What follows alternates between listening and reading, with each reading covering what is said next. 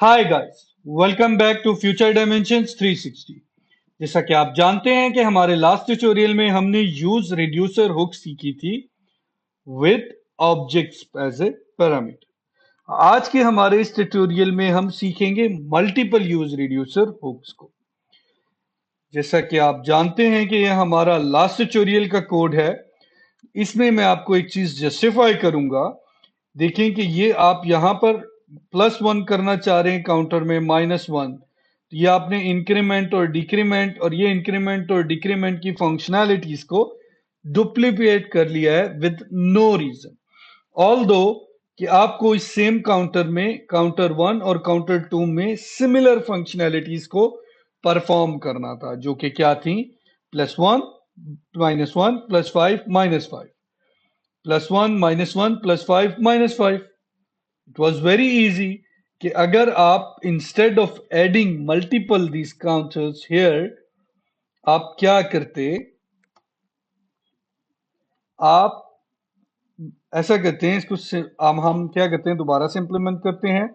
हम कहते हैं काउंटर 1 जो हमने कोड लिया था उसको ले लेते हैं और हम यहाँ पे एक नया कंपोनेंट बना लेते हैं काउंटर 3.js का। इसमें इसको पेस्ट कर लेते हैं जी, काउंटर 3 नाम दे देते हैं इसको। ठीक है, तो अब इसमें हम क्या करेंगे, हम काउंटर को डुप्लीकेट करेंगे। ये देखें जी, इसको app.js से काउंटर 2 को हम कमेंट आउट करके काउंटर 3 को इंपोर्ट कर लेते हैं। ठीक हो गया, हिट किया सेव को, ब्राउजर में देखें काउंटर हमारा एज एक्सपेक्टेड वर्क कर रहा है। अब हमारी फंक्शनैलिटी क्या है, रिक्वायरमेंट क्या है जी? हमने ऐसी फंक्शनैलिटी को इंप्लीमेंट करना है जिसमें 2 काउंटर्स हो विद सेम वर्किंग। तो फंक्शनैलिटी तो काउंटर की सेम होगी। उसमें हमें क्या करना चाहिए, हमें बजाय इसके कि हम इस कोड को दोबारा लिखें या इधर अगेन हम कोई नए क्या करें, स्विच स्टेटमेंट में केसेस डालें, हम सिंपली क्या कर सकते हैं, अपनी यूज रिड्यूसर हुक को अगेन कॉल कर सकते हैं मल्टीपल टाइम, और उससे जो रिटर्न होने वाले पैरामीटर्स हैं उनको डिफरेंट नेम दे सकते हैं। अब आपके पास एक काउंटर 1 एक काउंटर 2 हो गया है, जबकि दोनों सेम फंक्शनैलिटीज परफॉर्म करेंगे क्योंकि दोनों में सेम रिड्यूसर फंक्शन है और इनिशियल स्टेट भी दोनों की सेम रहेगी। अब आप क्या करें, इसको कॉपी कर लें, इसको पेस्ट करें, यहाँ पे काउंटर की बजाय काउंटर 2 कर दें और डिस्पैच 2 को कॉपी करके सेकंड काउंटर में डिस्पैच 2 का मेथड कॉल कर लें।